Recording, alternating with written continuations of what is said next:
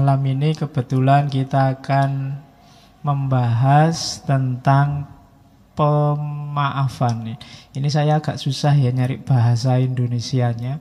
Ada yang bilang permaafan, ada yang kemaafan, ada yang pemaafan. Yo, mbus sing bener sing saya juga ndak tahu. Pokok itulah ya, bahasa Inggris lebih bisa memahamkan mungkin ya, forgiveness. Ya. Mumpung kita baru, kelihatannya Syawal sudah habis ya Mas. Baru saja meninggalkan bulan Syawal. Baru saja selesai memaafkan. Cuma menurut saya ada yang keliru cara kita menyikapi halal bihalal itu. Sejauh yang saya tahu banyak orang itu begitu selesai halal bihalal, mentalnya adalah mental bebas. Sudah habis dosanya, maka sekarang dosa kecil-kecil dikit-dikit tidak masalah, wong saldonya kosong. Jadi mentalnya mental santai. Mental sudah selesai, wong sudah minta maaf ke orang-orang, sudah sebulan Ramadan bertobat pada Allah, diampuni dosa-dosanya, maka sekarang free, bebas. Jadi mentalnya kemudian mental tidak apa-apalah dosa-dosa dikit. Yang penting kan kemarin sudah kosong saldonya, sekarang bisa nambah tidak masalah. Jadi problemnya itu yang bikin kemudian 1 bulan meninggalkan Ramadan, baunya Ramadan sudah hilang. Iya kan? Kan kelihatan aura-aura Ramadannya sudah habis, sudah selesai. Cahayanya sudah hilang. Balik kayak sebelum Ramadan lagi. Cepet loh, padahal cuma 1 bulan. Itu mungkin semangatnya besok harus diperbaiki lagi. Jadi ketika kita dalam kondisi anggap saja diampuni, baik oleh manusia atau oleh Allah, itu menurut saya saatnya untuk semakin dekat dengan Allah karena kita sedang bersih. Kalau pakai bahasanya Al-Halaj, karakter kita karakter lahutiyah, karakter ketuhanan, divine. Jadi saatnya kita lebih mendekat harusnya. Karena kalau komputer itu hardware-nya siap, sudah kompatibel untuk dekat sama Allah. Tapi karena mentalnya keliru, kita malah menjauh. Karena kita merasa sudah bersih, maka ada kotoran dikit-dikit tidak masalah. Mental kita begitu. Oke, maka malam ini kita lihat forgiveness. Cuma pemaafan malam hari ini bukan maaf kepada Allah ya, kita pemaafan antar manusia. Karena hari ini menurut saya tema ini penting. Banyak di antara kita hari ini susah sekali memaafkan. Kalau membaca berita-berita itu, kita sekarang ngomong aja takut, khawatir dilaporke. Nulis aja takut. Guyon takut, karena kalau keliru nanti urusannya polisi. Jadi sekarang kita serba takut, serba curiga. Kita juga melihat orang lain dengan kacamata curiga, orang lain melihat kita dengan kacamata curiga. Dimensi forgiveness-nya hilang. Kita tidak bisa memaklumi orang lain juga tidak bisa memaklumi kita. Akhirnya yang terjadi semacam hari ini. Di WA, grup-grup, Facebook, itu kan isinya semua saling mencurigai kelompok yang lain. Al-Quran kan nyindir itu bahwa umat Islam hari ini itu pakai istilahnya Al-Quran, kullu hizbim bima ladaihim farihun.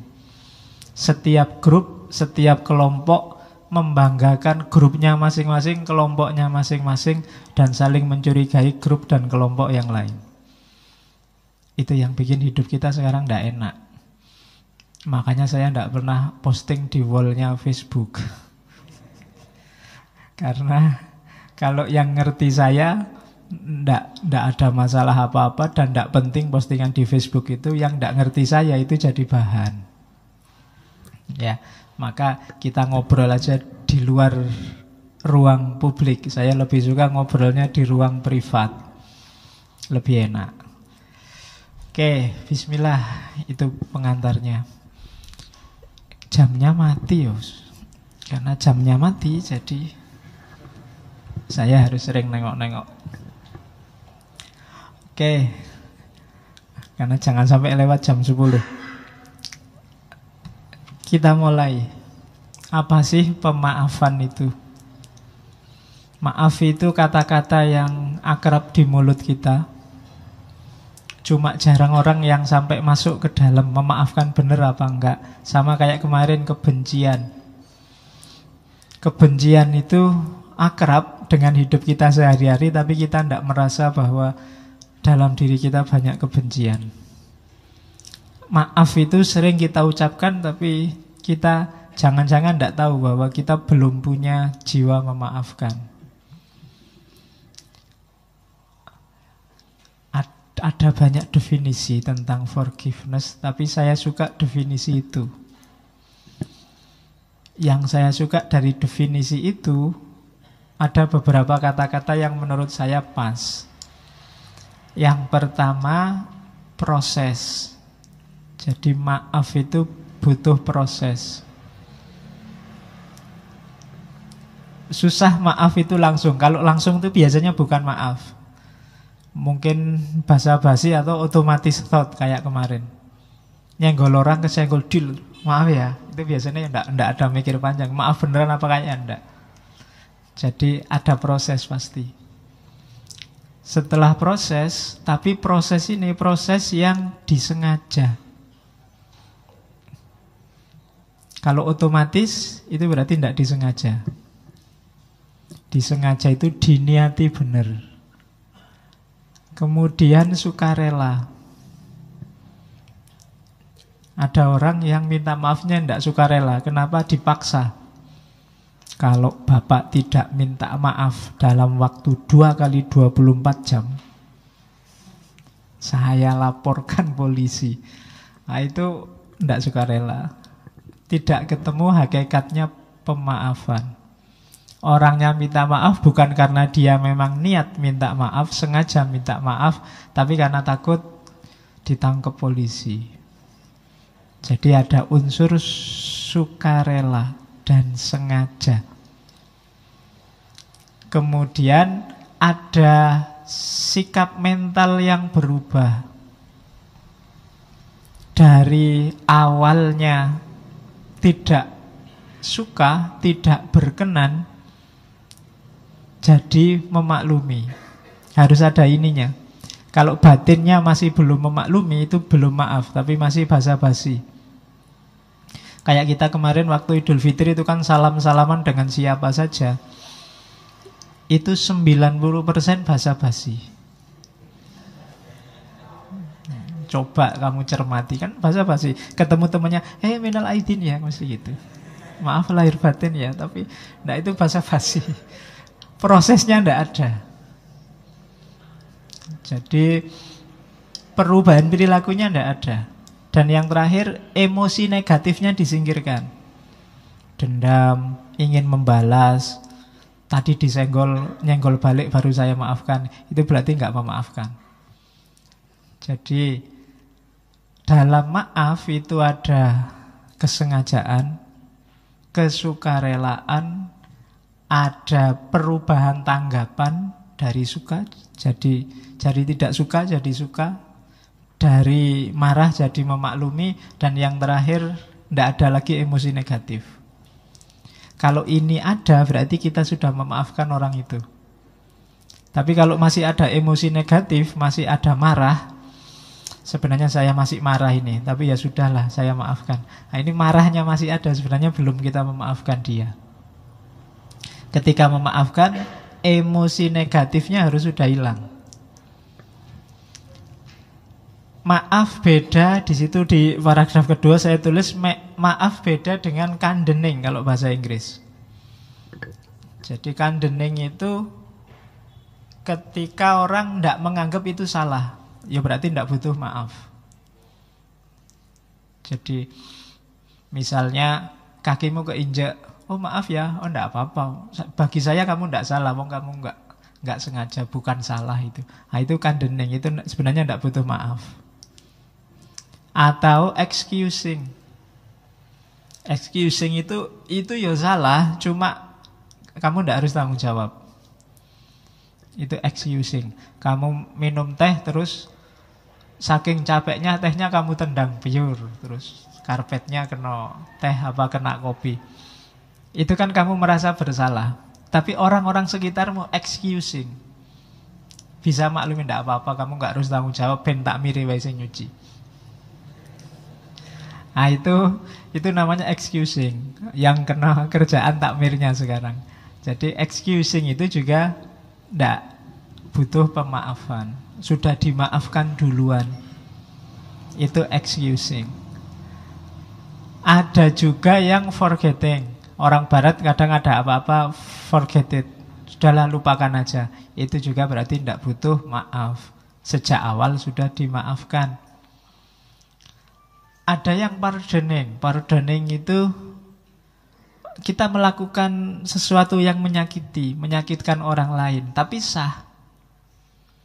Mungkin karena kita hakim. Hakim itu kan dengan ini saya putuskan kamu dipenjara 3 bulan. Kan kita nggak bisa bilang kejam sekali orang dipenjara 3 bulan. Loh enggak, karena memang dia ngomongnya sesuai hukumnya memang begitu. Hakimnya nggak perlu minta maaf ya, kamu saya eksekusi 3 bulan. Enggak perlu begitu. Itu dia sudah sesuai dengan hukum, sesuai dengan aturan. Itu namanya pardoning. Kalau urusan ini kamu enggak perlu minta maaf, enggak apa-apa. Memang aturannya begitu. Ada juga rekonsiliasi, reconciliation. Ini kenapa tidak masuk urusan maaf? Karena rekonsiliasi ini setelah permaafan selesai biasanya baru rekonsiliasi. Dimaafkan dulu baru rekonsiliasi. Jadi beda. Jadi ada loh orang yang rekonsiliasi tapi belum memaafkan. Hubungannya sudah pulih tapi kamu tidak saya maafkan, tak inget-inget besok kalau kamu, nah itu berarti belum memaafkan. Tapi sudah rekonsiliasi. Masing-masing masih menyimpan dendam. Nah itu bisa. Tapi secara formal hubungannya sudah pulih. Kemarin kamu selingkuh, ya sudah, saya maafkan. Sekarang kita balik lagi.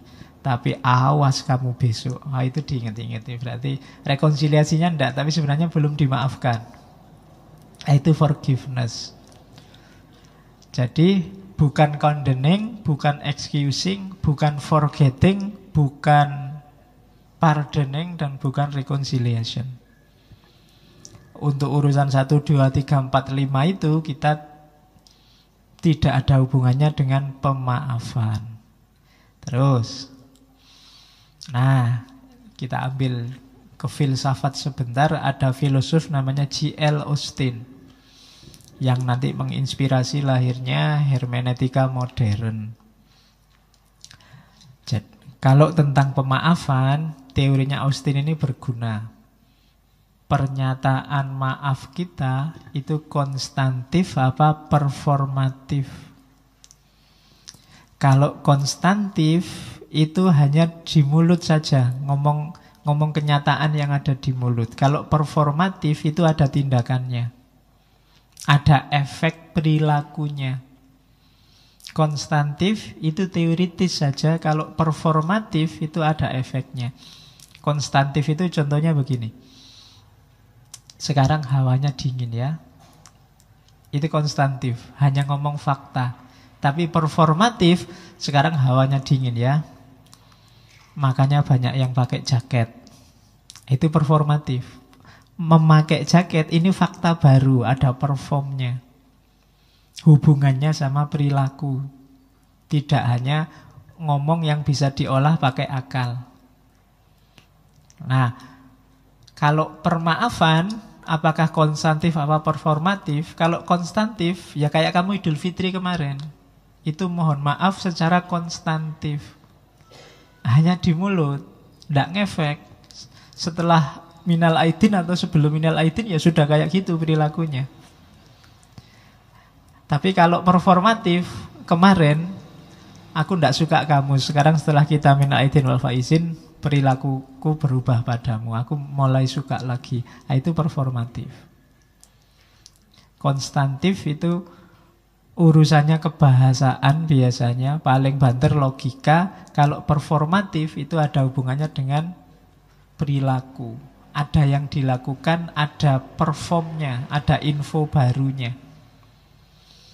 Nah, maaf itu ada kalanya konstantif, ada kalanya performatif. Tinggal tergantung kita. Di awal tadi saya bilang kenapa cahayanya Ramadan cepat sekali hilangnya. Jangan-jangan Ramadan kita hanya Ramadan konstantif, kayak formalitas, ndak ngefek.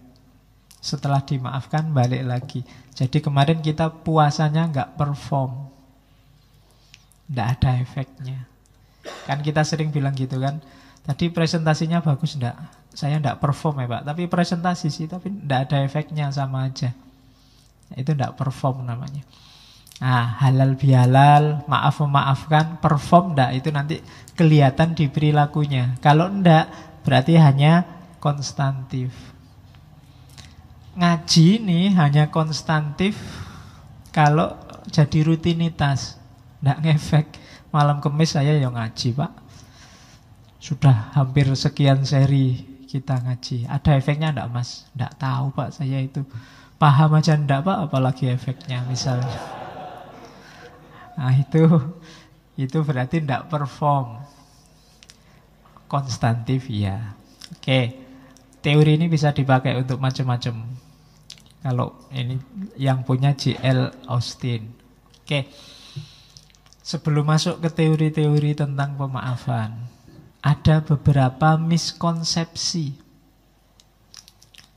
Miskonsepsi itu yang pertama,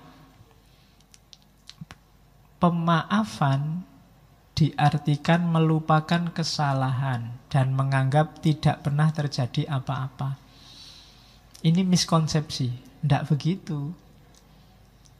Memaafkan itu bukan berarti kita melupakan kesalahan.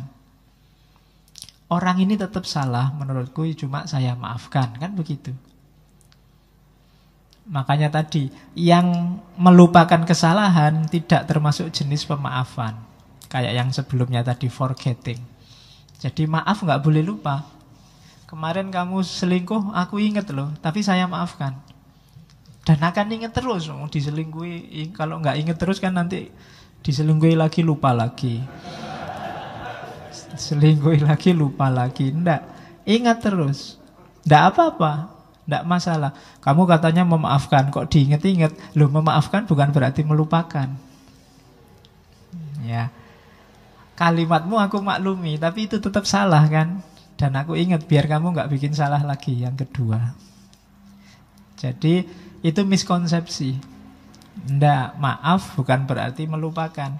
Yang kedua, ada yang anggap maaf itu simbol lemah. Jangan dimaafkan. Hanya orang-orang lemah yang memaafkan. Kalau Gandhi kebalikannya, hanya orang-orang kuat yang bisa memaafkan. Nggak gampang loh memaafkan itu. Kamu yang disalahi, disakiti, diselingkuhi, dibohongi, dicurangi, untuk bisa memaafkan itu luar biasa. Maka katanya Gandhi, hanya orang-orang kuat yang bisa memaafkan. Jadi maaf tidak ada hubungannya dengan kelemahan. Kalau kamu nganggap memaafkan itu kelemahan, kamu salah persepsi tentang maaf. Karena jarang, nggak banyak orang bisa memaafkan. Kalau membalas mungkin. Saya pengen balas Pak, tidak bisa balas, tapi ya itu kelemahan. Tapi kalau memaafkan enggak. Kalau mau saya balas Pak, tapi saya maafkan. Itu kan orang-orang kuat. Jadi maaf tidak ada hubungannya dengan kelemahan atau kekuatan. Kalau ada yang bilang begitu berarti miskonsepsi. Yang ketiga, pemaafan. Ada yang menganggap, Pak, kalau saya maafkan berarti tidak adil, Pak. Yang salah kan harusnya dihukum. Jadi antara keadilan dengan pemaafan ini dua level yang berbeda. Adil itu hak, tapi maaf itu keluhuran, kemuliaan, kebaikan. Agama menyuruh, kalau tiap kali khotib Jumat itu loh, innallaha ya'muru bil adli wal ihsan. Adil ini paradigma pas, paradigma hak. Orang yang jatahnya 30, kasihlah 30, itu hak. Itu adil. Tapi di atas adil ada ihsan. Ihsan ini melampaui keadilan. Jauh lebih bagus daripada keadilan. Harusnya kamu zakat cuma 2,5%. Tapi kamu zakatkan 50%. Yang 47,5% itu ihsan. Kita menyebutnya sedekah, sodakoh. Itu ihsan. Harusnya kamu nganternya cuma sampai jalan besar saja, tapi kamu antar sampai depan kamarnya. Yo, sampai depan aja loh ya, nggak boleh masuk. Itu ihsan namanya. Itu loh. Atau kalau mau adil, harusnya kamu nggak nganter juga nggak apa-apa, nggak ada hubungan apa-apa kok. Bukan apa-apa, pacar juga nggak, kemarin ditembak nggak mau. Jadi, tapi kamu paksain nganter, itu ihsan, bukan adil. Nah, maaf itu levelnya ihsan ini. Ya sebenarnya kamu disakiti, kamu dizalimi, kamu punya hak untuk balas, punya hak untuk menuntut keadilan. Tapi kamu maafkan, itu berarti ihsan. Jadi pemaafan itu bukan berarti ketidakadilan, tapi perbuatan yang baik, melebihi sekedar menuntut keadilan. Terus yang keempat, maaf hanya untuk orang-orang yang kita kenal atau orang-orang yang minta maaf. Ini juga termasuk miskonsepsi. Kalau kamu tidak minta maaf, ya tidak saya maafkan. Nah, ini miskonsepsi juga. Ya kalau ada dia minta maaf, ya. Tapi dia nggak minta maaf kan bukan berarti kamu tidak bisa memaafkan. Kadang-kadang tidak usah nunggu orang minta maaf, kita sudah bisa memaafkan. Daripada capek-capek nunggu dia minta maaf. Apalagi dia yang kamu tunggu cuek aja. Kamu capek nunggu kapan dia minta maaf. Habis waktu menunggu ngapain? Udah dimaafkan aja. Rencananya mau dimaafkan toh, ya sudah dimaafkan saja. Tidak usah nunggu-nunggu. Ini tak tunggu-tunggu nggak datang-datang minta maaf ya. Waktu kita habis untuk nunggu dia. Ngapain wong dia nggak datang-datang? Sudah dimaafkan saja. Nah itu jadi ndak ada hubungannya dengan minta maaf. Terus yang keempat lagi, harusnya 5 itu. Oke.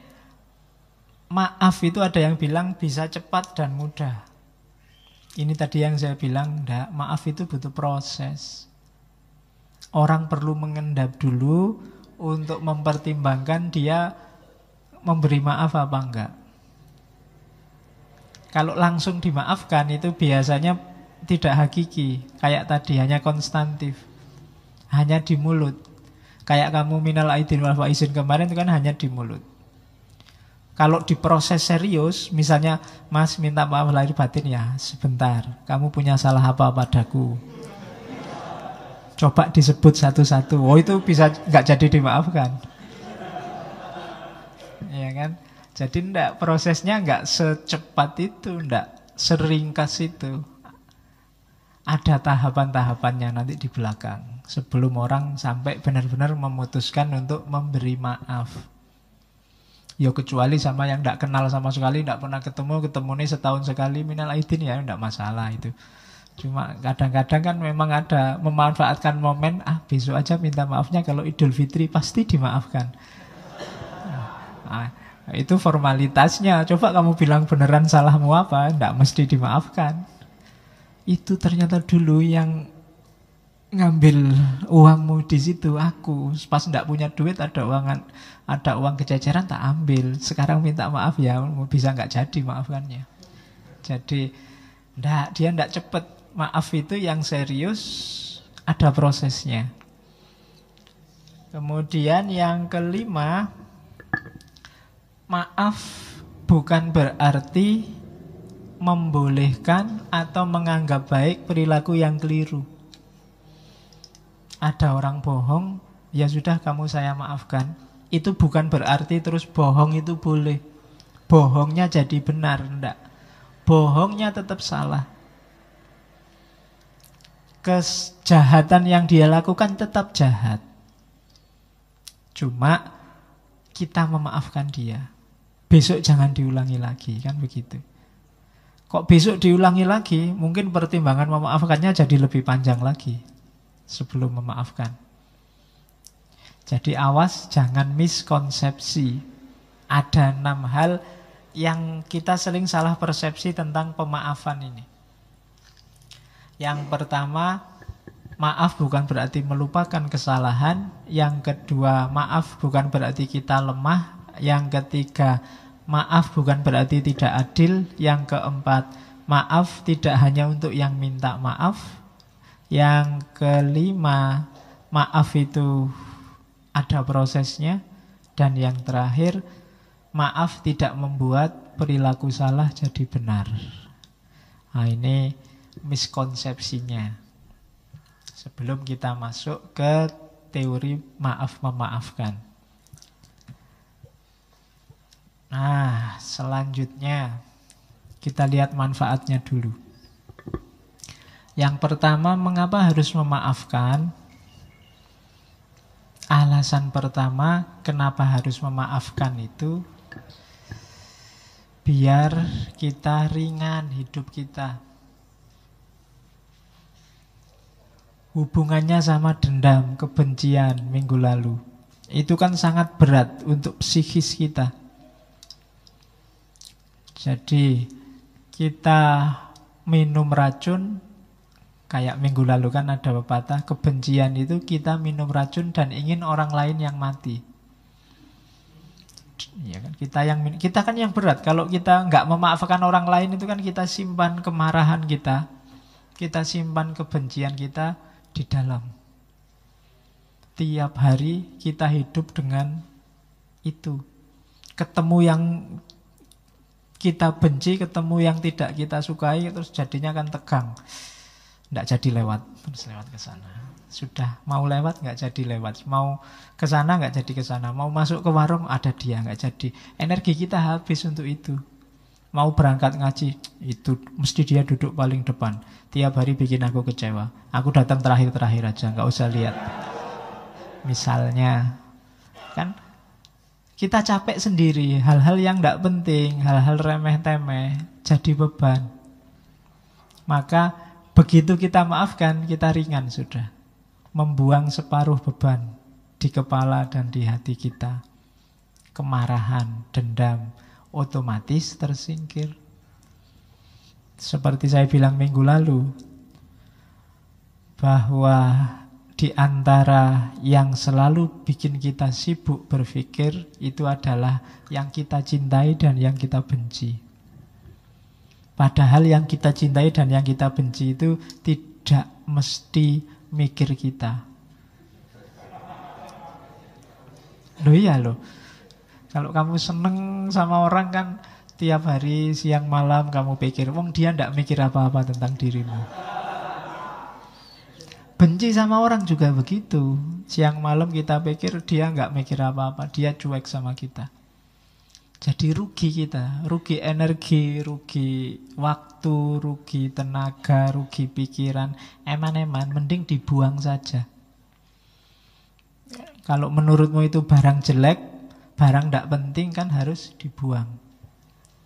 Nggak usah disimpan. Kalau disimpan nanti baunya tidak enak. Jadi buanglah sampah pada tempatnya. Kalau gitu kita anggap sampah, jangan disimpan di sini. Oke, itu manfaatnya. Maka maafkanlah. Terus maaf itu menyembuhkan. Maaf itu membuat kita maju. Bahasanya anak hari ini bikin kita move on. Kalau kamu tidak memaafkan, kamu tidak move on. Kamu terjebak oleh masa lalu. Padahal kamu hidup di masa kini, menuju masa depan. Jadi maaf membuat kita bebas dari luka masa lalu. Sudahlah, dibuang saja. Meskipun tidak harus dilupakan, kita ambil pelajaran. Kayak tadi tidak harus dilupakan. Kenapa? Biar kita jalannya memang ke depan, tidak ke belakang. Kalau kita hanya lihat ke belakang saja,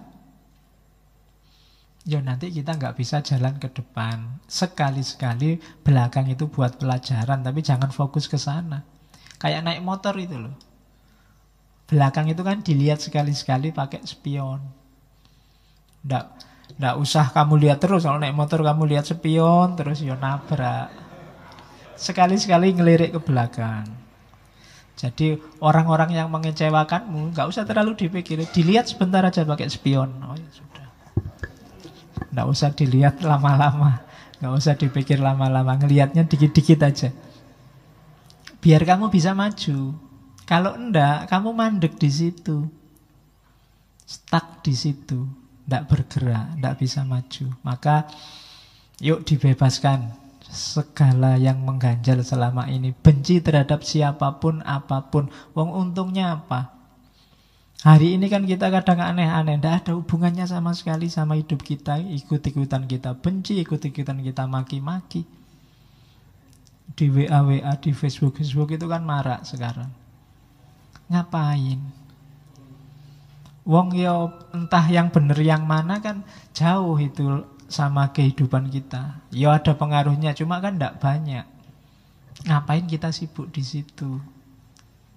Mending yang memang jelas manfaatnya.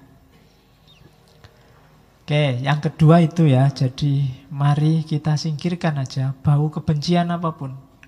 Tidak usah nyari di orang lain. Cari dalam diri kita sendiri. Saya sering bilang kita itu selalu melihat ke orang lain. Kita marah-marah kalau ada orang maki-maki, kalau ada orang mengkafir-kafirkan, ada orang membid'ah-bid'ahkan. Tapi selalu orang lain. Jangan-jangan kita juga begitu. Nganggap orang lain salah, nganggap orang lain keliru, nganggap orang lain tidak pas. Yang pas kita. Itu tadi yang diketawakan oleh Al-Quran kan. Kullu hizbin bima ladaihim farihun. Setiap grup, setiap kelompok merasa bangga. Kalau bahasa Jawanya merasa umuk dengan kelompoknya. Maka kita hindari itu, kita bersihkan aja diri kita dari hal-hal yang tidak penting. Di antara cirinya orang baik, kan ada hadisnya. Min khairi husnil mar'i tarkuhu malayakni. Di antara ciri orang baik itu meninggalkan yang tidak ada hubungannya dengan dirinya. Terus yang ketiga, maaf itu membawa harmoni, kesatuan, kehidupan yang baru. Itu jelas. Karena tidak mungkin ada yang baru kalau kita terlalu berat dengan beban lama. Tidak mungkin kita bisa lari maju kalau beban kita hari ini terlalu berat. Beban batin kita terlalu mantap sehingga melangkah aja kita beratnya luar biasa. Terkungkung oleh masa lalu. Maafkanlah. Biarlah dia dengan yang lain, kamu nyari sendiri yang lain juga. Tidak usah terlalu lama dipikir. Iya. Yo Ben, dia sama yang lain. Emangnya tidak bisa nyari yang lebih jelek? Oke. Ya, tidak apa-apa tuh. Ya kalau untuk umum kan kamu bisa bilang begitu, tidak apa-apa. Terus, jadi jangan dipendam, bebaskan dirimu.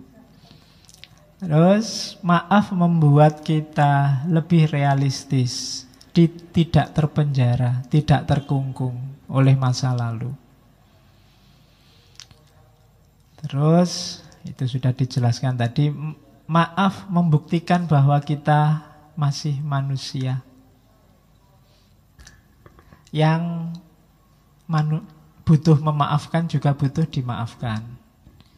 Maaf menunjukkan bahwa ya kita sama-sama manusia yang kadang-kadang juga bisa sama-sama salah. Saya maafkan, siapa tahu besok aku yang butuh dimaafkan. Hari ini kan kita kejam sekali sama orang yang keliru, salah ngomong, keceplosan. Kita tidak memaafkan, mau semua kita laporkan ke polisi. Mbok coba, jangan-jangan besok kita yang keceplosan ngomong, jangan-jangan besok kita yang salah bicara. Kan sengsara juga kalau tiba-tiba salah ngomong terus dilaporkan polisi. Wong tadi niatnya guyon ya, tapi karena sudah terlanjur benci ya dilaporkan polisi. Jangan-jangan besok menimpa kita juga. Maka hendaklah kita budayakan memaafkan. Kalau orangnya sudah memang minta maaf, ya kita maafkan. Karena siapa tahu besok kita yang butuh dimaafkan. Jadi peradaban yang saya bilang tadi, pemaafan itu levelnya tidak hanya level adil. Ya memang adilnya orang salah itu dihukum. Cuma pemaafan itu melampaui adil. Dia ada di level ihsan. Kan lebih enak jadi orang mulia. Di atasnya sekedar adil. Jadi maaf menunjukkan bahwa kita ini manusia bisa salah. Kalau orang lain minta maaf, ya kita maafkan.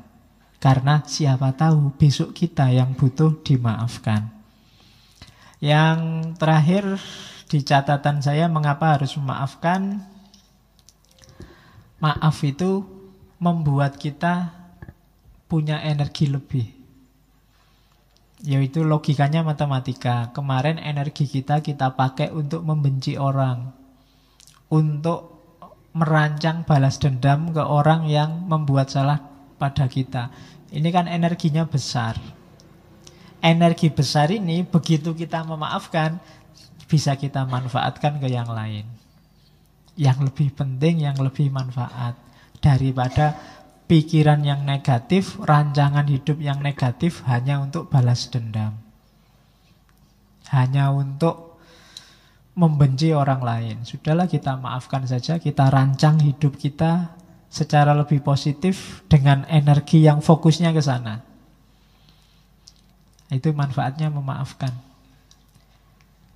Alasannya itu. Jadi kalau ada yang tanya mengapa harus memaafkan, yang pertama, kamu akan lebih tenang.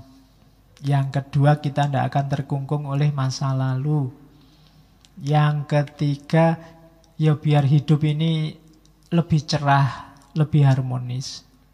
Yang keempat, ya memang kita masih manusia.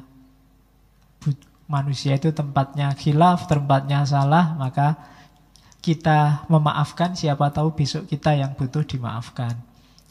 Dan yang terakhir, dengan memaafkan, energi kita untuk membenci, untuk balas dendam, untuk ingat-ingat salahnya orang lain bisa dimanfaatkan ke arah yang lebih positif. Maka budayakan hidup memaafkan. Tapi ada kalanya orang tidak mau memaafkan. Banyak alasannya. Di catatan saya ada beberapa. Mengapa ada orang tidak memaafkan? Jawabannya kayak tadi. Orang menganggap memaafkan itu lemah. Orang lebih memilih hidup harus adil. Salah ya dihukum. Keliru ya harus dikasih sanksi. Jadi ada yang pakai argumen itu. Agama kan ada hitung-hitungannya. Kalau orang minum khamr, hukumannya semacam ini. Kalau orang zina, hukumannya semacam ini. Nah, ini tuntutan adil. Itu bikin orang tidak memaafkan. Jadi paradigma adil. Apa tidak boleh? Ya boleh. Cuma levelnya beda dengan pemaafan tadi. Agama kan ada itu banyak hukum-hukum syariat. Harus begini, harus begitu kan itu. Ya dilihat konteksnya. Dalam banyak kasus Nabi lebih memilih paradigma pemaafan dibandingkan paradigma penghukuman, dibandingkan paradigma sekedar keadilan. Maaf itu kan banyak cerita, banyak yang tawanan perang harusnya dihukum mati, adalah disuruh ngajar aja. Waktu Fathu Mekah itu kan kafir Quraisy kan disuruh diampuni semua. Musuhnya yang paling besar, rumahnya malah dijadikan suaka. Barang siapa masuk rumahnya Abu Sufyan, dia aman. Itu Nabi Muhammad. Paradigma memaafkan. Suatu ketika ada anak muda yang menghadap pada Nabi. Dia ngaku, Nabi, saya kemarin baru saja zina. Nah, itu jarang ya ada kayak gini hari ini. Ya. Oke, kalau hari ini kan lebih dahsyat, enggak cuma ngaku, di video lagi. Ya. Tinggal kita lihat bisa dia enggak cuma ngaku, ada buktinya. Cuma 3 kali dia ngadep Nabi begitu.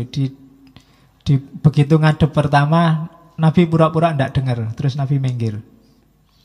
Ngadep kedua, Nabi bilang, enggak, mungkin kamu khilaf. Sebenarnya kamu enggak zina, bertobat sajalah. Terus Nabi minggir. Sampai 3 kali Nabi masih begitu. Sudahlah, kamu tobat saja. Datang yang keempat baru Nabi bilang, ya sudahlah kalau kamu ngeyel. Dia minta dirajam. Karena hukumannya orang zina itu kan rajam. Nabi bolak-balik bilang tobatlah. Itu kan maksudnya paradigma yang lebih tinggi dari bahasa adil. Tapi pemuda ini milih adil saja. Ya wis, kalau mau rajam ya rajamlah, kamu sendiri yang mau.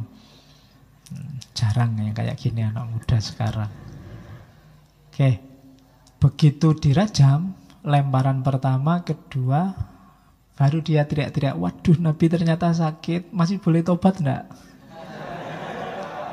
Ya. Ya kan, terus Nabi bilang, ini sudah dibilangin sejak tadi, disuruh tobat kok ngeyel. Akhirnya diizinkan untuk bertobat. Ya lihat situasinya, mungkin menurut Nabi eman-eman ini anak muda harapan bangsa. Iya.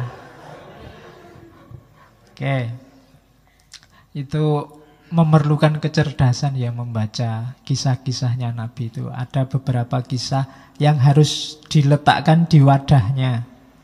Jangan dikeluarkan, harus hati-hati membacanya. Nanti jangan-jangan baca ini, wah kalau gitu besok zina aja lah terus tobat. Yo, konteksnya beda. Anak ini mungkin menyesal beneran sampai ngadep Nabi minta dirajam, itu kan menunjukkan dia memang sangat menyesal. Diulang sampai 3 kali menunjukkan benar dia memang ingin tobat. Tapi kalau kamu mungkin beda urusannya. Pingin dolanan hukum mesti. Oke. Kalau orangnya memang niatnya pingin main-main hukum, mungkin sama Nabi dirajam beneran. Cuma ini kan lihat anaknya masih muda. Nah itu paradigma memaafkan. Melampaui hukum pasti, melampaui hudud kalau dalam syariah. Dimaafkan. Terus itu yang bikin orang yang pertama sukar memaafkan. Yang kedua, biasanya memaafkan itu memunculkan pertimbangan kekuasaan. Saya tidak akan memaafkan. Nanti saya dianggap lemah, dianggap inferior. Emangnya siapa aku? Nah, itu bisa. Atau itu, dia merasa inferior. Waduh, iyalah saya maafkan, wong saya ini orang kecil, mau gimana lagi. Nah itu relasi kuasa, permainan kuasa. Ini juga bikin pemaafan jadi tidak hakiki. Bikin orang kemudian tidak lah, itu cuma permainan. Kalau yang minta maaf dosennya, apa ya kita bisa menolak. Dosennya telat, kita sudah nunggu setengah jam, nggak datang-datang, begitu datang, maaf ya saya ada tamu tadi sebentar. Masuk, enggak pak, enggak, saya maafkan. Masuk betul. Kita sudah nunggu setengah jam ya pak, kan nggak gitu. Karena kita kalah kuasa. Tapi kalau mahasiswanya telat 10 menit, nggak bisa, sudah dimulai. Keluar ya, gimana lagi. minta maaf Pak, tadi bannya gembos. Nggak bisa, sudah aturan itu. Nah, itu kan relasi kuasa. Kamu tidak berani memaafkan, yang sini tidak berani menolak permintaan maaf. Itu maka orang terus ndak, paradigmanya adil aja lah.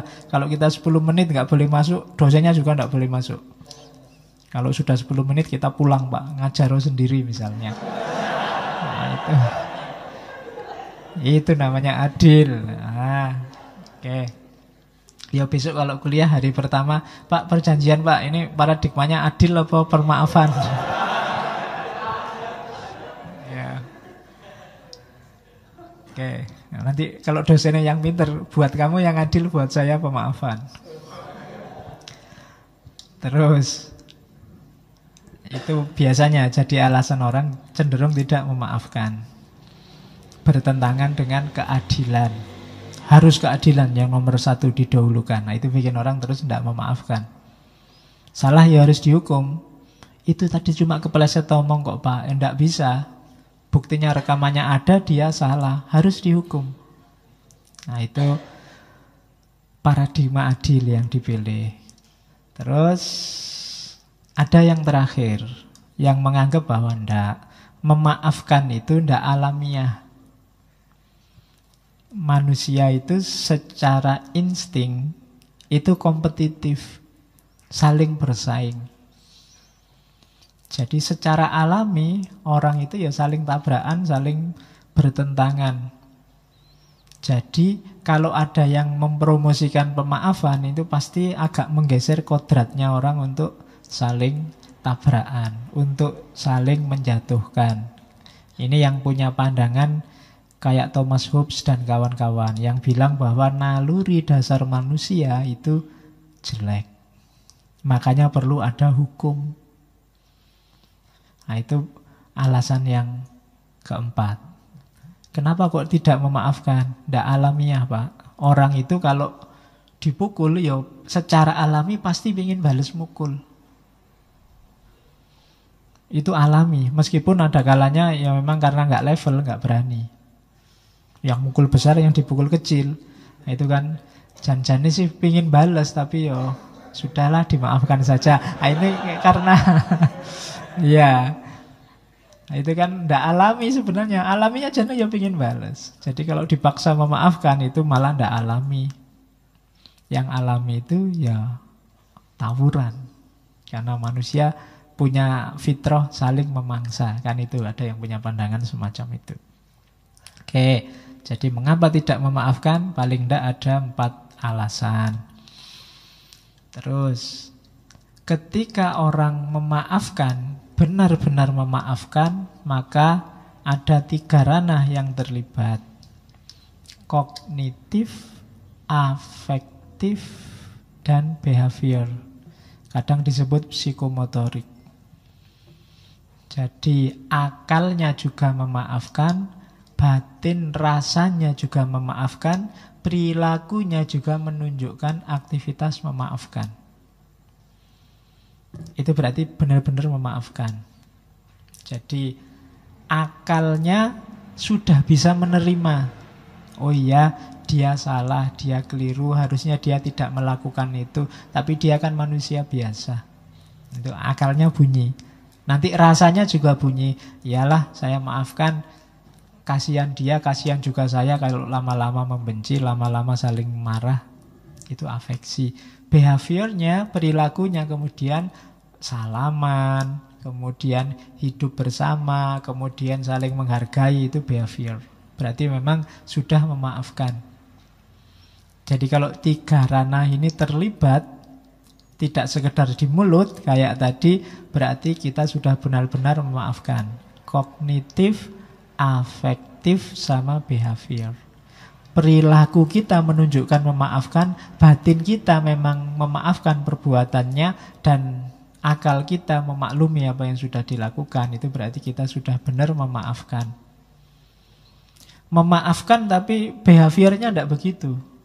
Masih lirik-lirikan, masih caci maki, ya berarti belum. Hatinya masih belum. Ya saya maafkan tapi masih agak ganjel gimana ya kok, berarti belum. Akalnya juga masih, saya belum bisa menerima, perbuatanmu terlalu kejam padaku. Nah, itu berarti juga belum. Kalau tiga-tiganya kombinasi kognisi, afeksi, behaviornya sudah memaafkan, itulah namanya memaafkan. Kalau belum ya memang sebenarnya masih berat. Dan tidak masalah, ada prosesnya. Tidak bisa langsung. Oke. Ini agak ngulang kayak tadi. Mengapa harus memaafkan? Ya depresi, marah, mencegah balas dendam, meningkatkan kualitas hubungan. Kadang-kadang kemarahan kita ketika kita tidak mau memaafkan, itu yang terjadi rangkaian balas dendam. Saya mukul, kemudian kamu tidak terima, kurang ajar aku dipukul, balas mukul. Loh kak, kamu balasnya 2 kali, tak balas lagi. Loh kamu, ya rangkaian kayak Amerika waktu diserang 9/11. Tidak dimaafkan terorisnya, dikejar kemana-mana sampai ke Afghanistan, ke Irak. Akhirnya kan rangkaian kekerasannya nggak habis sampai sekarang. Jadi semuanya dibakar oleh kemarahan sampai hari ini. Jadi hati-hati, kemarahan kita, kebencian kita itu akan berangkai, melahirkan kemarahan baru, kebencian yang baru. Karena kamu caci maki dia ganti caci maki kamu. Kamu balasnya lebih dahsyat, dia lebih dahsyat lagi. Kamu ngomong 1 jenis binatang, dia ngomong 3 jenis binatang. Ya kan? Jadi kamu ngomong 5 jenis, dia ngomong seluruh kebun binatang. Kamu ngomong, iya bisa begitu. Kamu maki dia maki kamu. Kamu maki dia ditambah kamu maki saudaranya. Dia maki kamu tambah maki bapaknya, ibunya. Oh dasar mbahnya, oh dasar terus. Jadi ini rangkaian. Bisa sampai dosen-dosennya, bisa sampai kampus-kampusnya. Dasar mahasiswa Windeso, kampusnya kena. Ya kan? Kampusnya sampai kena, nanti dosennya juga kena, semuanya bisa kena. Itu rangkaian, di situ pakai istilah rangkaian kezaliman, rangkaian. Ini berangkai loh, jangan salah. Tidak cuma melibatkan dirimu, maka maafkanlah kalau memang ada kemungkinan dimaafkan menurutmu, karena tidak bisa dipaksa. Maklumilah. Dan yang terakhir itu meningkatkan kebanggaan. Jangan salah loh. Begitu kamu memaafkan, itu ada rasa bangga tersendiri. Ternyata aku ini kuat ya. Ternyata kamu punya harga sekarang. Menaikkan prestismu sendiri, kebanggaan dirimu. Ya rasakan sendiri kalau kamu nanti memaafkan. Biarlah engkau bahagia bersamanya. Aku turut mendoakan. Nah itu kan, loh itu kan meningkatkan.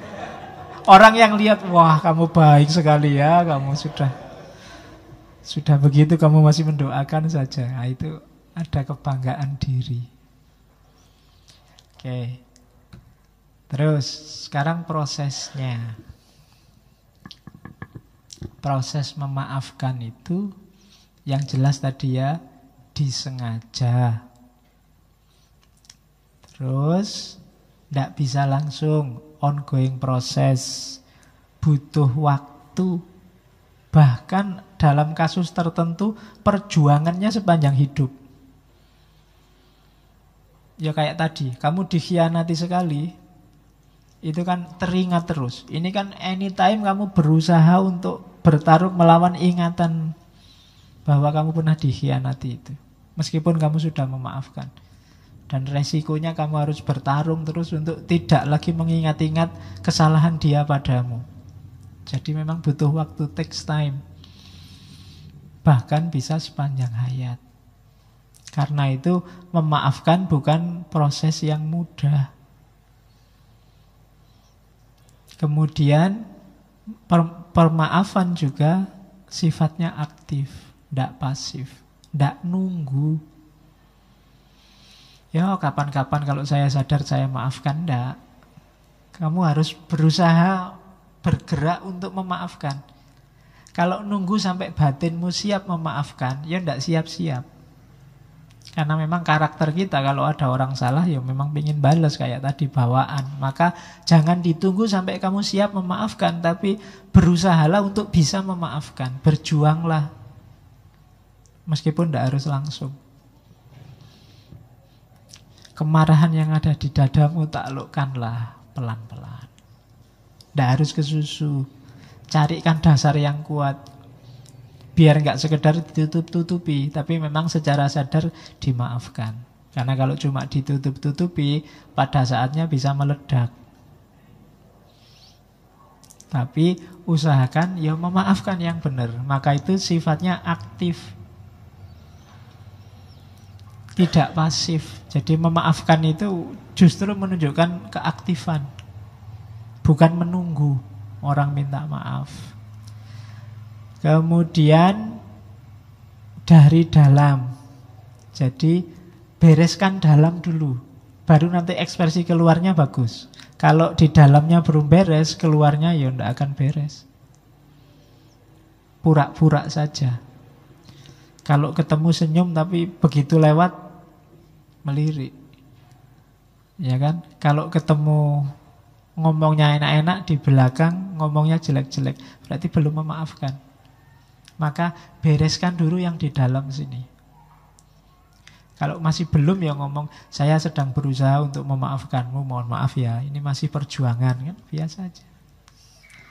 Jadi aku sangat kecewa, aku sangat marah, yo berusaha aku memaklumi, tapi sampai hari ini masih belum sukses, jadi bantulah perjuanganku. Nah,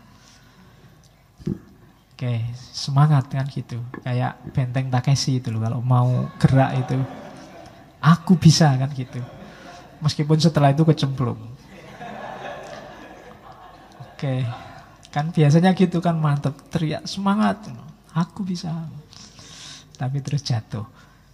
Terus dan ya karena dalamnya berubah, nanti perilakunya berubah. Jadi ada proses panjangnya. Nanti ada penjelasan detailnya. Ini loh prosesnya. Ini namanya teorinya Enright Model. Yang punya teori Robert Enright dari bukunya Forgiveness is a Choice. Memaafkan itu pilihan. Itu hak kita. Mau memaafkan atau tidak memaafkan. Ya, kalau kita mau memaafkan, nikmati manfaatnya. Dan kalau tidak mau memaafkan, ya nikmati juga beratnya menanggung kemarahan dan kebencian. Oke. Yuk, silahkan diminum dulu. Yang sudah habis boleh ngambil lagi kalau masih ada.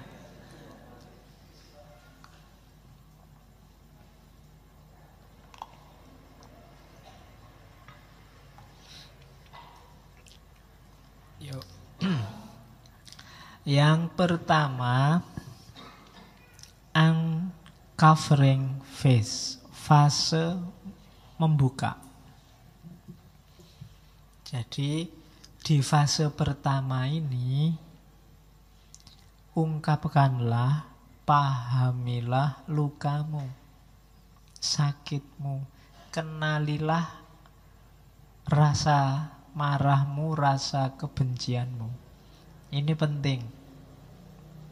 Banyak orang yang kadang-kadang marah dan bencinya itu dia juga tidak jelas. Kenapa kamu marah sama dia? Tidak tahu, saya lihat di WA itu banyak orang marah-marah ke dia, ya saya ikut-ikutan. Itu tidak jelas. Hubungannya apa dia sama kamu? Kok kamu ikut maki-maki dia? Itu tidak jelas. Kadang-kadang seolah-olah kamu ikut benci, ikut marah, padahal enggak, kamu enggak ada hubungan apa-apa. Cuma kamu share aja, biar WA-nya enggak sepi, Pak. Kadang-kadang kan begitu kamu. Itu uncovering phase. Kamu benci ke pacarmu itu loh misalnya, karena dia kawin sama orang lain.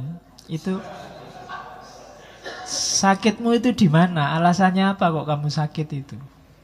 Karena dia mengkhianatimu, apa karena dia bahagia kawin lagi, kawin sama orang lain, apa dia? Itu kan harus jelas duduk persoalannya. Karena ini ngomong manusia, manusia itu tidak bisa ditebak. Fenomena yang sama, gejala yang sama tidak mengakibatkan efek yang sama. Ada yang ditinggal kawin nangis-nangis, ada yang ditinggal kawin ketawa-ketawa. Iya kan? Manusia bisa begitu. Pacarnya kawin, alhamdulillah aku bebas dari dia sekarang. Bisa begitu. Maka harus kamu kenali gejala dalam dirimu ini. Kan memang manusia nggak bisa ditebak. Mahasiswa itu ada yang dapat nilai A aja nggak ketawa sama sekali, biasa aja Pak. Nilai saya memang A semua loh. Gayanya ada yang kayak begitu. Itu manusia. Padahal temennya nilainya 1 pun nggak ada A-nya. Begitu dapat A mungkin orang ini senang, tapi temennya yang 1 semua A. Jadi A tidak terlalu wow bagi dia. Nah itu kan manusia. Maka perlu fase khusus uncovering. Coba dibongkar kebencianmu itu loh. Kamu benci kenapa sih? Karena apa? Karena dia ngomongnya salah. Salah pada siapa? Terus hubungannya apa sama dirimu? Adakah yang dicederai dalam dirimu? Apakah pikiranmu? Apa terus kamu jadi ikut salah karena dia ngomong salah? Itu salahnya dia apa lemahnya kamu? Loh, itu kan harus dibongkar dulu. Marah-marahmu itu posisinya di mana? Untuk apa? Targetnya apa? Hubungannya apa? Alasannya cocok enggak kemarahan dan kebencianmu itu? Itu uncovering phase. Kalau memang sudah tegas, sudah jelas bahwa ya Pak, saya berhak marah karena kita pacaran sudah 3 tahun, kemana-mana berdua. Tiba-tiba ada yang lebih cakep, misalnya, nggak dipacari langsung dikawini, ya misalnya, itu kan berkhianat pada saya Pak. Nah, itu kan jelas duduk persoalannya. Gitu loh. Ya meskipun rasional, wong ada yang lebih cakep. Nah, loh iya kan, loh ya kan rasional kalau ada yang lebih cakep. Oke, yang tidak rasional ada yang lebih jelek itu baru tidak rasional. Ada yang lebih cakep, ngambil yang lebih cakep itu rasional. Ya, bersyukurlah masih cerdas. Oke, baru setelah jelas duduk persoalannya masuk decision phase. Decision phase itu fase berpikir. Kira-kira layak ndak dimaafkan? Kalau saya maafkan, positifnya apa, negatifnya apa? Itu decision phase. Ini mulai menimbang-nimbang. Enaknya saya maafkan apa enggak ya? Kalau enggak saya maafkan, wong dia sudah kawin jelas sama orang lain. Emangnya aku mau nunggu? Emangnya aku masih mau sama dudanya apa jandanya? Nah itu kan mikir itu kan. Itu namanya decision phase. Mikir. Iyalah ngapain terus dia tak pikir terus. Wong dia sudah sama orang lain, mestinya seneng-seneng sama orang lain. Sudahlah, di-delete aja. Control Alt Del. Iya, pokoknya di-delete pokoknya. Bahkan dari recycle bin juga dibuang. Ya, pokoknya ya nanti kamu nulislah, ku buang namamu dari recycle bin. Jadi untuk mengembalikan butuh servis. Tidak bisa lagi otomatis. Nah, itu decision phase. Masa menentukan. Kamu mempertimbangkan kira-kira layak dimaafkan apa enggak. Kalau sudah, ya saya maafkan. Ngapain capek-capek aku mikir dia terus. Baru masuk ke work phase. Work phase ini malah kerja memaafkan. Iyalah saya maklumi, saya paham, kamu milih yang lebih cakep. Alhamdulillah akalmu masih jalan.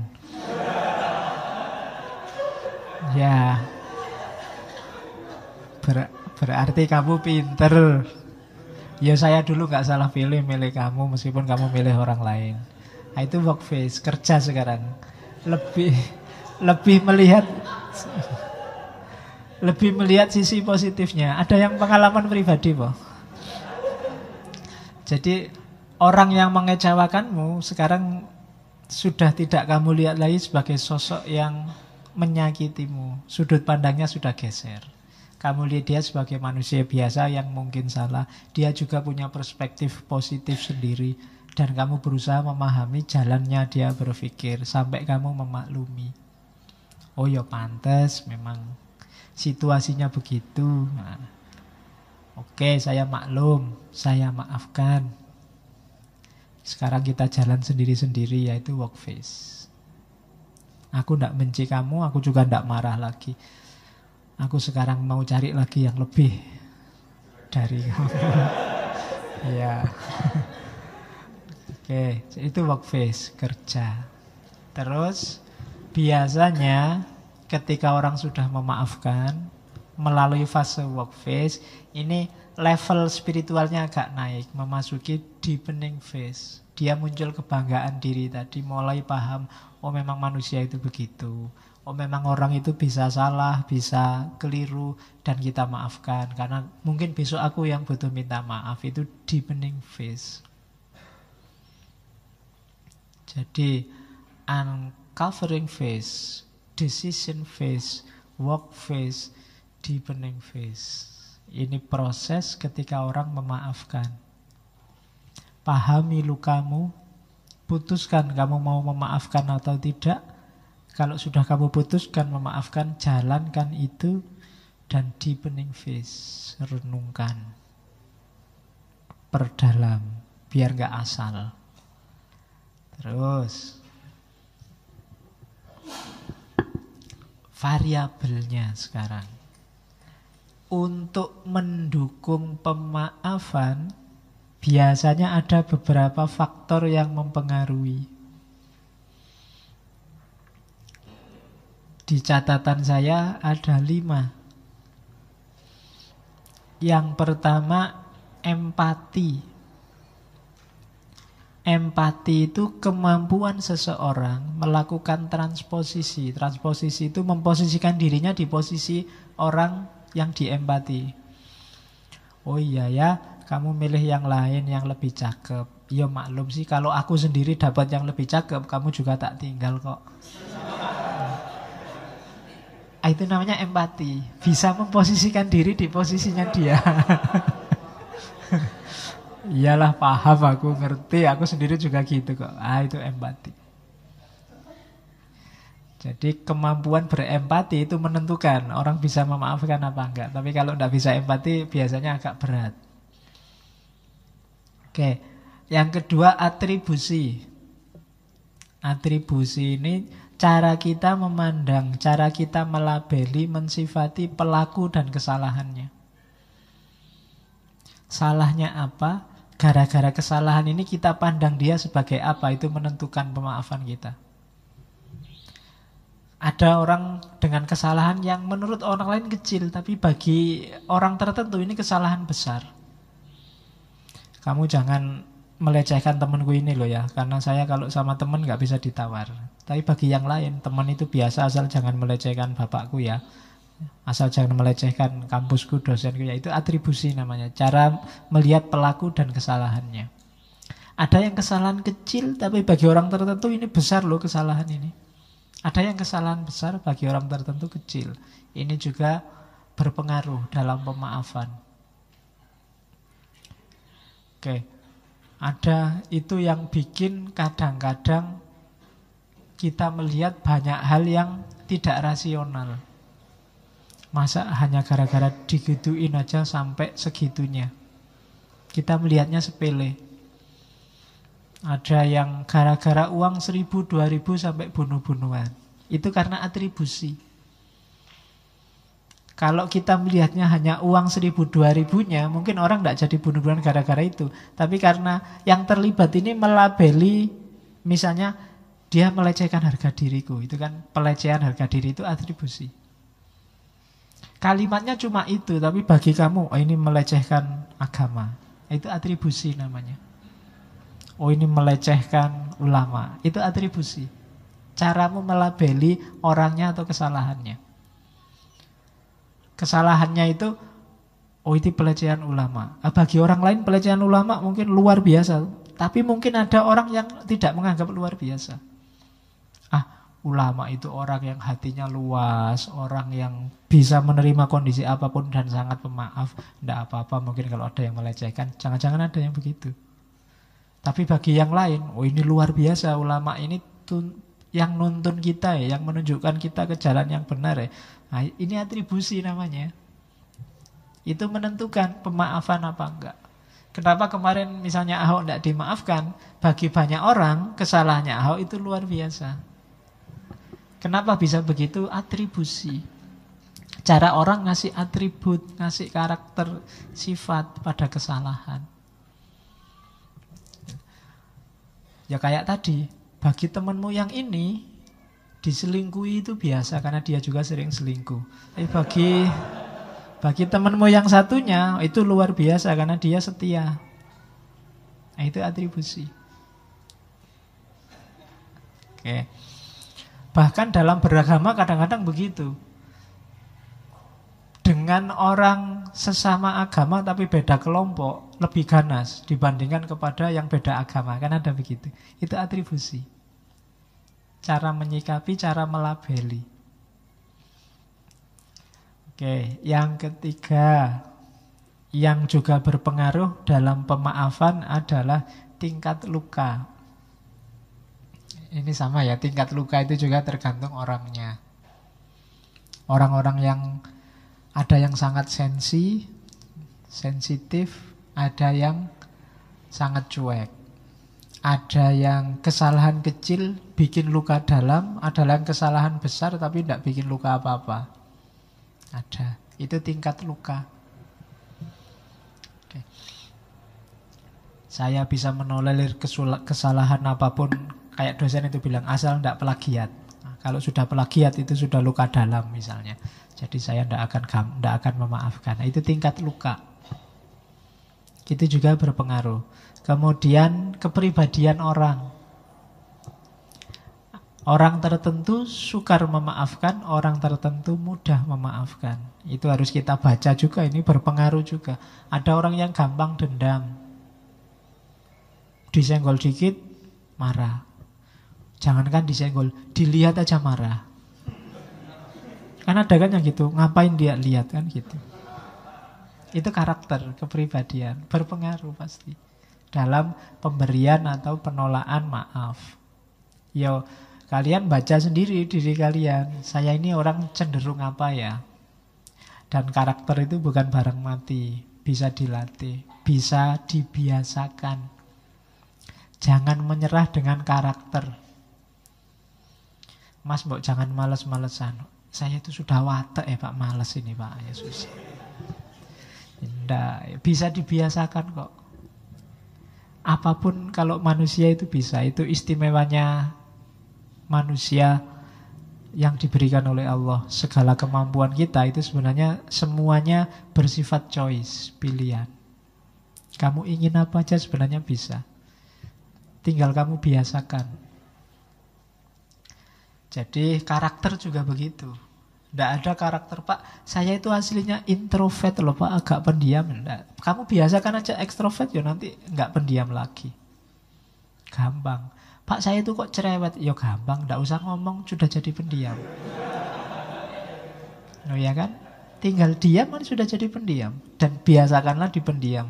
Kayak katanya Burju itu kan, habitnya diganti. Sudah selesai. Dibiasakan. Nanti kepribadianmu akan berubah. Itu ketemunya di para filosof eksistensialis nanti kan, bahwa eksistensi kita yang bentuk. Yang kelima, kualitas hubungan. Ya kalau kualitas hubungan ya pastilah yang akrab sama kita, saudara, teman, mesti lebih mudah dimaafkan daripada orang lain sama sekali. Kan? Kamu jalan tiba-tiba ada yang mukul punggungmu, diuk gitu kan. Kalau orang lain langsung kamu tantang, kurang aja menurut tapi teman sendiri malah senyum-senyum salaman. Dimaafkan. Ketemu teman kan, saya ada teman kalau ketemu mesti jewet kuoras kali, lama ndak ketemu gitu. Padahal ya sakit beneran. Cuma karena teman ya sudah dimaafkan. Coba orang lain berani jiwit gitu, wah, bisa tawuran. Jadi kualitas hubungan menentukan. Ya kayak kalian kalau pacaran kan sama pacarmu jiwit-jiwitan, itu kan langsung dimaafkan toh enggak? Kamu bersalah padaku ini, kamu kan enggak. Kamu kan minta maaf enggak? Kan enggak begitu. Langsung dimaafkan. Hubungan menentukan. Yang dekat lebih mudah dimaafkan. Semakin jauh semakin susah untuk dimaafkan. Sekarang kita ngomong level. Jadi maaf itu levelnya ada 6. Ini saya bilang tadi, saya sandingkan dengan keadilan biar jelas hubungannya keadilan dan pemaafan. Ini level paling rendah dari pemaafan, level 1. Keadilannya jenisnya adalah punishment morality. Pemaafannya jenisnya revengeful forgiveness. Jadi di level pertama salah ya harus dihukum. Memaafkannya, kalau orang yang salah sudah dihukum baru saya maafkan. Biar dia merasakan apa yang saya rasakan, baru saya terima. Itu jadi pokoknya harus dibalas dulu, baru saya maafkan. Ini level maaf paling rendah. Kalau kamu mengkhianatiku, aku juga akan berkhianat juga. Biar kita impas terus saya maafkan kamu. Nah, itu level paling rendah. Kamu mencurangiku, ya dihukum dulu, atau rasakan sakit dicurangi, baru aku mau memaafkan. Nah, ini level paling rendah.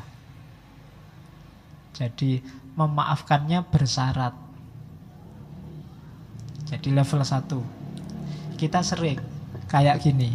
Jadi ya memang karakter kita seperti dibilang di awal itu kan, manusia sering ingin membalas orang yang menyakitinya. Biasanya, mbok sudah dimaafkan. Ya, saya maafkan, tapi dia harus merasakan sakit dulu seperti sakit yang aku rasakan. Nah, itu level paling rendah dari pemaafan. Lah kok enak? Dia salah kok mau melenggang.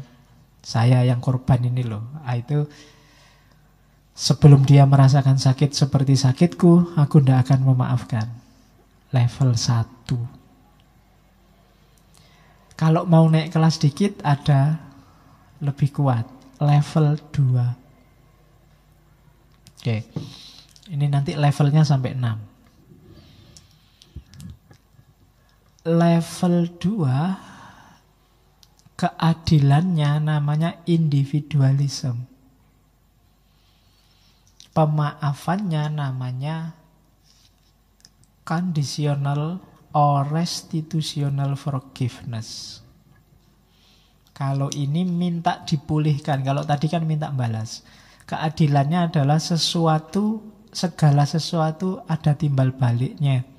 Kalau engkau membantuku, aku akan membantumu. Itu teori keadilannya. Teori ini kalau diterjemahkan dalam pemaafan, ya oke, kamu saya maafkan, tapi rugiku harus dipulihkan. Kalau ada barang yang diambil, ya harus dikembalikan. Nah, itu level kedua. Jadi kondisional. Kalau tadi kan ingin balas, kalau ini tidak ingin balas, ingin situasinya dikembalikan seperti sebelum terjadinya peristiwa. Oke, kok kamu selingkuh? Ya sudah, kita putus, tidak apa-apa, tapi kembalikan kemarin aku neraktir habis 3 ya, jangan salah kok. Antar jemput 1 bulan itu ya kira-kira habisnya. Nah, itu pemaafan level 2. Jadi ndak pengen balas selingkuh. Menurut saya selingkuh itu jelek, ndak ada balas-balasan. Ya cuma kembalikan segala kerugian. Kemarin hadiah ulang tahun itu tak belikan apa, ya harganya sekian. Kemudian, ayo kan sudah terlanjur rugi aku kan gitu. Nah, itu pemaafan level 2. Ingin dipulihkan situasinya, dikembalikan kalau ada yang berkurang. Nah, ini memaafkan level 2. Ini kayak beli rujak ya. Saya kemarin di Jawa Timur itu ada warung rujak, pedesnya sampai level 10. Dari pedas level 1, level 2, level 3 sampai level 10. Kapan-kapan kalian ke sana yang suka pedas.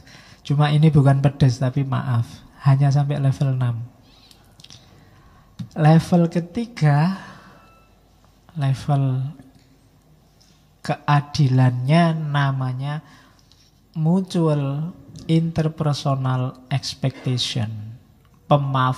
Pemaafannya namanya expectational forgiveness.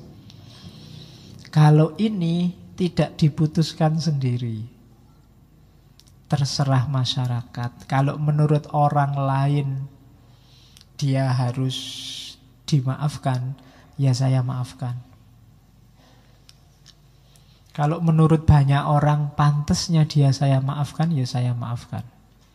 Ini melihat lingkungannya. Kalau masyarakatnya bilang lapor aja, ya dilaporkan. Banyak loh yang meminta saya melaporkan. Nah, ini level ketiga. Jadi kalau masyarakat minta dimaafkan, sudahlah maafkan saja. Kita kan sama-sama satu kampung, sama-sama bersaudara. Ya sudah, saya maafkan. Kalau ini nunggu keputusan bersama. Kalau ada kesalahan, enaknya gimana? Nah, itu nunggu kesepakatan insidental, kesepakatan sosial yang terjadi. Ini level 3. Saya maafkan kalau menurut orang-orang di sini yang kayak gini ini lebih baik dimaafkan. Misalnya di masjid sandal hilang. Oh ya, kalau di masjid itu Pak biasanya memang sandalnya hilang, sudahlah dimaafkan saja. Daripada dicari juga susah ketemunya misalnya. Oh ya sudah, saya maafkan. Ini level ini. Mungkin sebenarnya dia ingin nyari, mengusut siapa yang ngambil sandal. Tapi konvensi yang ada di sini kalau cuma sandal yang hilang biasa aja lah Pak. Kecuali kalau motor, itu pun ya biasa aja lah Pak, sudah hilang aja. Kadang-kadang. Jadi ini level yang menunggu suara sosial, konvensi, kehidupan bersama. Kan di masyarakat tertentu ada yang sesuatu itu dianggap kesalahan, ada di masyarakat yang lain itu bukan kesalahan. Nah, itu kayak di barat itu, kalau anak sudah SMA, meskipun tiap malam nginep sama pacarnya, asal suka sama suka, enggak masalah. Kalau di kita, masalah. Jadi akhirnya kan nginepnya nunggu bapak ibunya enggak ada. Biar enggak ketahuan, karena masalah. Nah, itu konvensi di sini, kalau ketahuan begitu, ya problem. Nah, itu sosial. Tapi kalau di barat, dimaafkan. Jadi kalau versi orang barat, ketemu anaknya tidur sama temennya padahal belum kawin, ini tadi dipaksa enggak kok. Oh ya sudah, dimaafkan. Kalau di barat kan yang enggak boleh yang pemaksaan itu. Meskipun sama istrinya, kalau pemaksaan bisa urusan polisi. Tapi kalau di sini kan agak jarang yang urusan polisi kalau suami istri. Jadi kalau di barat beda kulturnya. Itu kesepakatan sosial, konvensi di sana. Makanya kamu rugi jadi orang Indonesia. Oke. Coba kemarin kamu lahir di barat. Terus level 4. Iya. Kalau kamu di barat, situasi semacam ini itu bisa berdua pulang ya ke kos-kosannya, nginep di rumah pacarnya, kos-kosan, enggak masalah. Asal suka sama suka. Kalau di sini kan enggak boleh. Kamu nganter aja paling sampai depan kos-kosan. Itu pun jangan sampai ketahuan sama bapak kos. Karena kalau ketahuan bapak kos kan bapak kosnya, "Loh kemarin yang itu, sekarang kok yang ini?" Oke. Terus Yang benar yang mana sih? Mesti gitu. Yang benar malah tidak pernah nganter. Oke. Level 4 sekarang. Keadilannya namanya social system and conscience. Pemaafannya lawful expectational forgiveness. Kalau level 4 ini urusannya hukum. Adil itu ya pokoknya yang sesuai dengan aturan hukum, adat. Pokoknya yang formal, aturan formal. Kalau memang salah harus dihukum, ya dihukum. Jadi kalau memang harus dimaafkan, aturannya memang begitu, ya saya maafkan. Undang-undangnya tidak ada Pak, dimaafkan saja, ya sudah saya maafkan. Itu level 4. Kalau agama menyuruh memaafkan, ya saya maafkanlah. Jadi pokoknya manut undang-undangnya, manut hukumnya. Apakah hukum positif negara atau hukum-hukum agama. Kok suaminya kawin lagi, agama membolehkan Pak, oh ya sudah berarti saya maafkan. Iya, ini level 4. Dasarnya hukum. Argumennya, loh kalau hukumnya dilanggar ya padahal hukum itu biar masyarakat teratur. Kalau hukum dilanggar ya alamat kacau. Maka pedomannya hukum. Kalau apa-apa dimaafkan nanti masyarakat bisa rusak. Nah, itu level 4. Nanti orang sembrono melakukan kesalahan sakkarepe dhewe. Itu level 4. Jadi social system and consciousness, lawful expectational forgiveness. Itu keadilan level 4. Ada keadilan dan pemaafan level 5. Level 5 ini yang disebut adil adalah yang selaras dengan nilai-nilai utama persaudaraan, kebebasan, kehidupan. Jadi keadilan di level 5 ini menganggap setiap orang itu pandangannya beda-beda. Setiap kelompok sosial yang benar dan yang salah beda-beda. Tapi di antara yang beda pasti ada yang sama. Nah, yang sama inilah yang harus dipedomani, yang dijadikan dasar. Yo, semua orang pasti sepakat bahwa kebersamaan itu penting, kebebasan itu penting, persaudaraan itu penting. Ini kan tidak ada yang bantah. Ini berarti nilai-nilai utama. Meskipun orang berpikirnya beda-beda.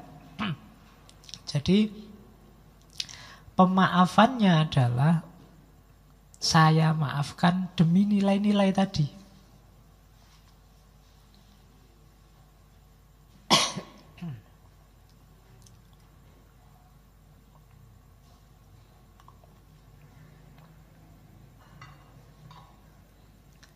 Di level 5 ini, saya maafkan kamu biar hidup kita harmonis.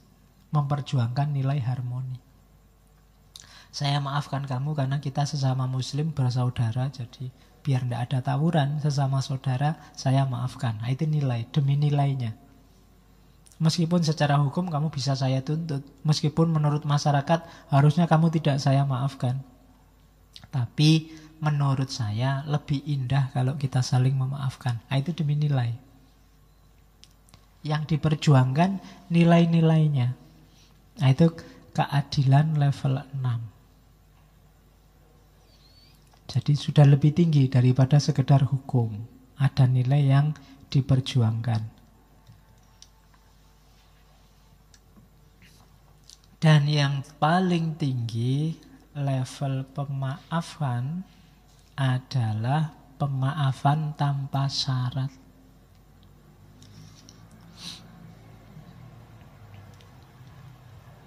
Jadi saya maafkan kamu karena kita manusia yang bisa dan sangat mungkin salah. Tidak ada syarat apa-apa.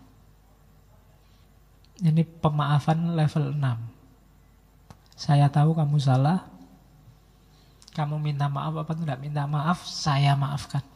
Nah, itu level 6. Ini paling tinggi, unconditional, tidak ada syaratnya.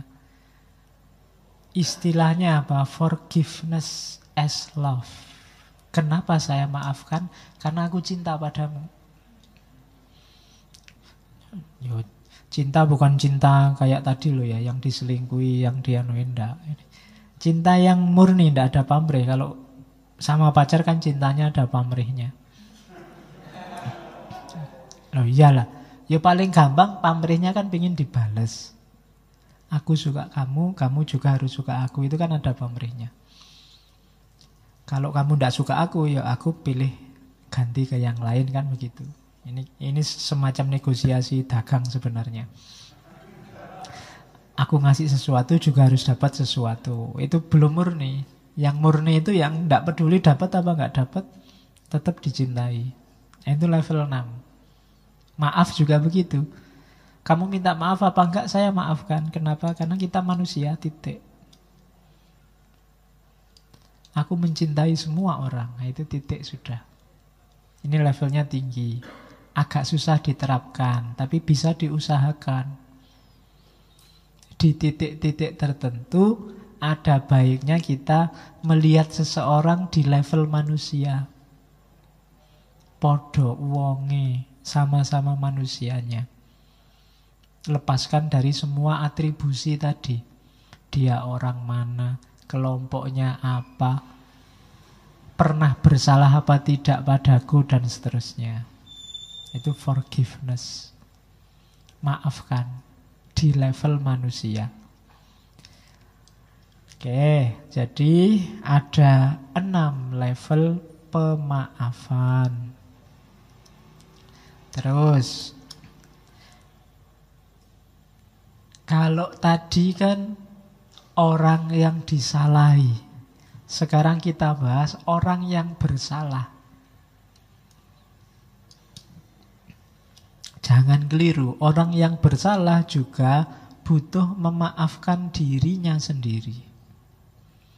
Kalau tidak, sama kayak orang yang tidak memaafkan, dia juga tidak akan bisa move on. Orang yang selalu merasa bersalah, itu juga tidak bisa apa-apa. Dia tersiksa, terpenjara oleh kesalahannya. Di titik tertentu dia harus memaafkan dirinya sendiri. Cuma memaafkan ini ada prosesnya, itu ada 4 proses itu. Responsibility, remorse, restoration, dan renewal. Lakukan 4 ini, maka kita bisa memaafkan diri kita sendiri. Kadang-kadang kan kita memang khilaf. Kok gitu ya tadi aku ngomongnya? Nah, itu kan menyesal. Kok begini ya situasinya? Kok aku tadi melakukan itulah, harusnya nggak saya lakukan, kok tak lakukan? Nah, itu kita kan menyesal tuh, diinget-inget terus sampai nggak bisa tidur. Itu kan juga susah. Kadang yang bersalah itu double gelisahnya dibandingkan yang disalahi. Orang yang bohong itu gelisahnya 2 kali lipat orang yang dibohongi. Kalau nggak percaya kamu coba bohong. Itu mesti gelisah. Maka lakukan 4 hal ini untuk memaafkan diri sendiri. Yang pertama apa? Responsibility. Tanggung jawab. Akui kalau salah dan siap tanggung jawab. Segala kerugian akibat kesalahan ini saya siap menanggungnya. Kalau ada kerugian materi saya ganti kalau punya. Ya, kalau punya, kalau nggak punya diganti pakai apa? Ya, kalau resikonya harus polisi ya monggo dipolisikan. Saya siap tanggung jawab. Itu lebih kondusif untuk hidup yang lebih ringan. Diakui dan siap tanggung jawab. Oh iya Pak, saya yang nyontek tadi. Kalau saya nggak lulus mata kuliah ini enggak apa-apa Pak. Lebih ringan kan hidupmu daripada enggak Pak, saya nggak nyontek, kebetulan aja ada kertas buka kok ada materinya. Iya, kalau kamu kan semakin berat itu kan, kamu di luar Wah iya ya, tadi bohong sama dosennya, ngapain gitu aja. Wong nyontek gak nyontek, paling nilainya segitu-gitu aja. Maka responsibility, tanggung jawab. Nanti bikin kamu ringan. Kalau sudah mengakui dan siap tanggung jawab, remorse. Remorse itu menyesal. Udahlah aku tidak akan ngulang lagi, kapok aku. Itu menyesal. Kalau siap tanggung jawab, tapi kok tidak menyesal, itu alamat diulang lagi. Harus ada menyesalnya. Saya tidak akan ngulang lagi Pak, saya menyesal. Itu remorse. Kalau sudah remorse, nyesel toh tadi, baru restoration. Restorasi itu memperbaiki yang keliru. Kalau ada hak yang harus dikembalikan, dikembalikan. Dirinya sendiri, mentalnya yang rusak dipulihkan. Dinasehati, diputihkan lagi. Diingat-ingat bahwa tidak usah melakukan kayak gitu lagi. Dibersihkan batinnya, dikembalikan semua hak yang berkaitan. Itu namanya restoration. Siap untuk mengembalikan, siap untuk memperbaiki segala yang rusak, lahir maupun batin. Baru setelah responsible, setelah remorse, setelah restoration, kita bisa renewal. Lahir kembali sebagai orang yang baru, yang bersih, yang siap maju lagi, yang siap berkembang lagi, renewal, pembaruan. Jadi lahir kayak bayi lagi, siap beraktivitas lagi setelah memaafkan dirinya sendiri. Maafkanlah dirimu. Jalannya itu. Kalau nggak mengalami 4 ini bisa enggak Pak? Ya bisa, cuma konstantif tadi, tidak performatif. Enggak ngefek, kamu tetap merasa bersalah nanti. Maka responsible, remorse, restoration, dan renewal. Oke, saya sisipi satu, ada teori dari Derrida. Teori tentang forgiveness. Ya, filosof Perancis yang terkenal dengan hermeneutika radikalnya. Saya bacakan ya, kalimatnya mudah. Kalau bagi Derrida, yang namanya maaf itu pasti tidak bersyarat. Kalau ada syaratnya, itu bukan maaf, tapi dagang. Jadi katanya Derrida, maaf yang bersyarat itu bukanlah sebenar-benar maaf. Ia sejatinya adalah transaksi, timbal balik ekonomi yang dengan satu dan lain cara punya daya tawar politis tertentu. Lebih-lebih jika ia mengharuskan adegan-adegan penyesalan. Kalau bahasanya Derrida, skins of repentance. Kalau mau saya maafkan, cium dulu kaki saya. Itu enggak, itu berarti bukan memaafkan, ada syaratnya. Kalau mau saya maafkan, ini dulu, itu dulu, penuhi dulu ini. Katanya Derrida itu bukan memaafkan. Maaf itu menjadi bersyarat karena ia diberikan, ya kan? Hanya jika yang bersalah melakukan permintaan maaf, apologi, excuse, atau pengakuan, confession, atau penyesalan, dan atau penebusan. Jadi maaf itu disebut bersyarat kalau kita yang pertama apa? Nyuruh orang minta maaf. Ini berarti maafnya jadi bersyarat. Harus dimuat di harian nasional 5 hari berturut-turut, 1 halaman penuh. Itu bersyarat. Berarti orangnya tidak niat memaafkan. Ya, saya maafkan, asal proses hukum jalan terus dan dia dihukum sebanyak-banyaknya, seberat-beratnya. Itu namanya bukan memaafkan juga. Bersyarat. Atau pengakuan, dia harus ngaku kalau salah, itu berarti bukan maaf. Menuntut penyesalan, Dan menuntut penebusan itu juga bukan maaf. Bayar dulu utangmu baru saya maafkan. Nah, itu berarti bukan maaf beneran. Oke.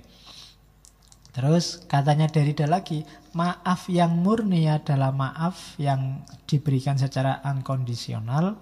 Di sini maaf merengkuh asosiasi maknanya yang tak bisa dipisahkan. Indissociable, yaitu memberi. Forgive, bukan meminta atau menuntut. Kenapa sih istilahnya memberi maaf?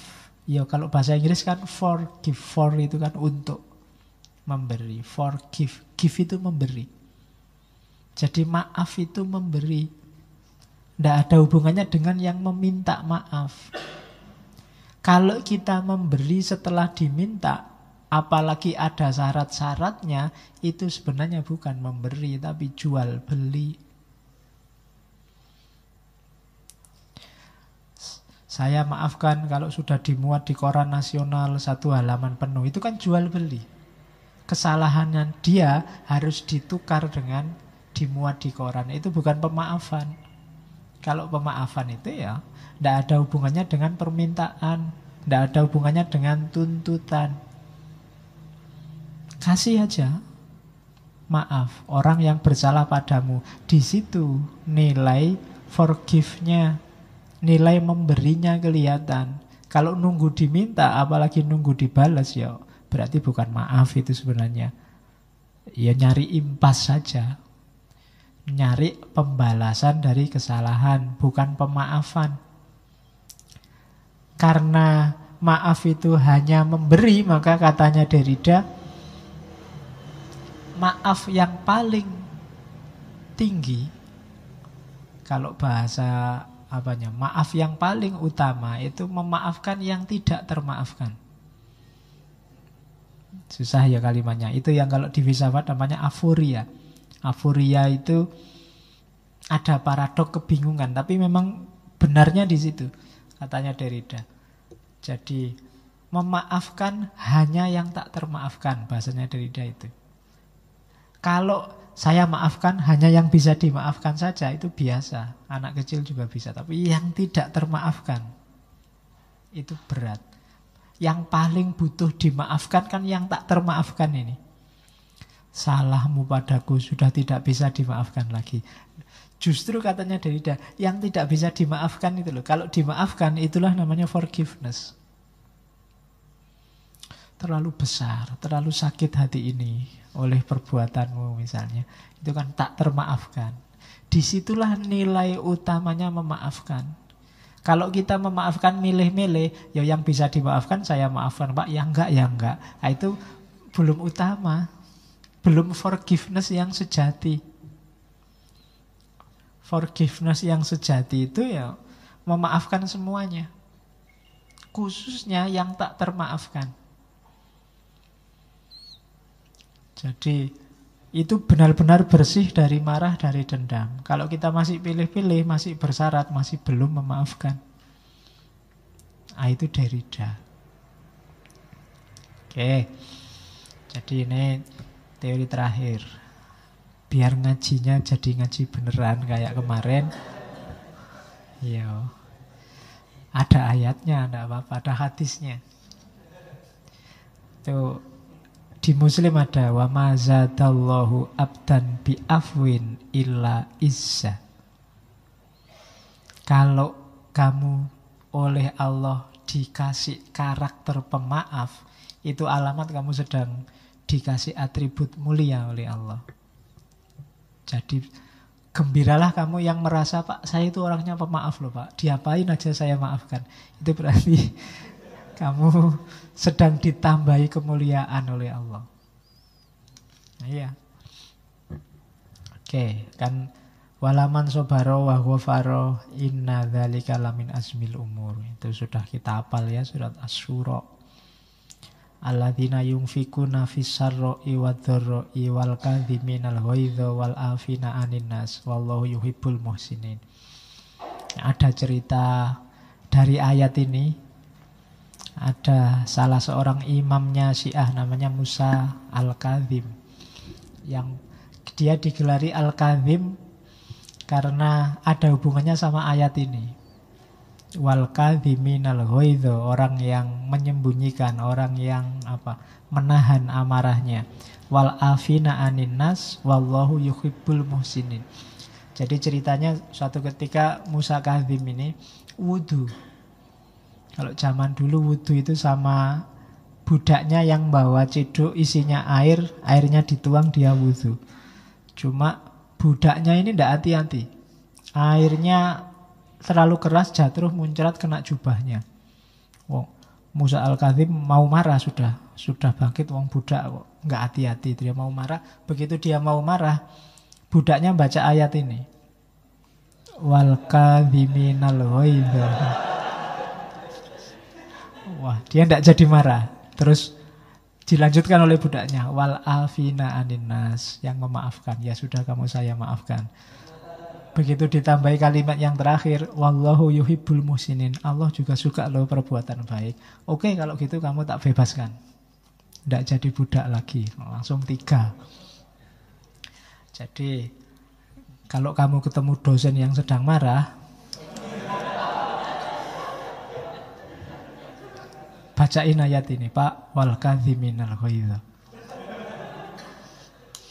Gak jadi marah toh, kamu bolos tidak apa-apa. Wal afina anin nas, dimaafkan ya Pak, gitu. Wallahu yuhibbul muhsinin, kasih nilai A ya Pak. Pakai aja ayat ini. Kamu kurang pinter sih memanfaatkan ayat. Oke. Ya, itu 2 ayat yang lain silahkan dibaca. Wal ya'fu wal yasfahu dan seterusnya. Itu kan Al-Quran menyindir, ala tuhibbuna ayaghfirallahu lakum, maafkanlah. Apa kamu tidak senang kalau Allah memaafkan? Itu kan jawabannya ya mesti senang. Demikian juga orang yang kamu maafkan, dia pasti senang luar biasa. Maka maafkanlah. Oke.